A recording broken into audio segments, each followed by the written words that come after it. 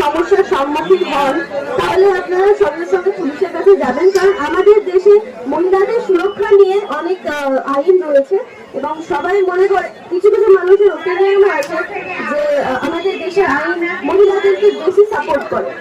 আমি এখানে এই মঞ্চে দাঁড়িয়ে এটুকুই বার্তা দেবো যে মহিলাদের সাপোর্ট করার জন্য যথেষ্ট অনেক কারণ আছে যার জন্য আমাদের দেশে আইন আছে।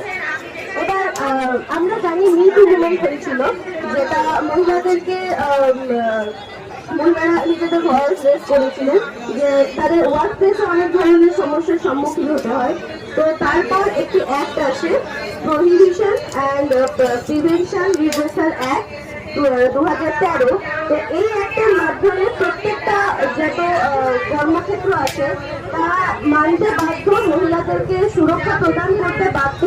তারা এই আইনের মাধ্যমে প্রত্যেক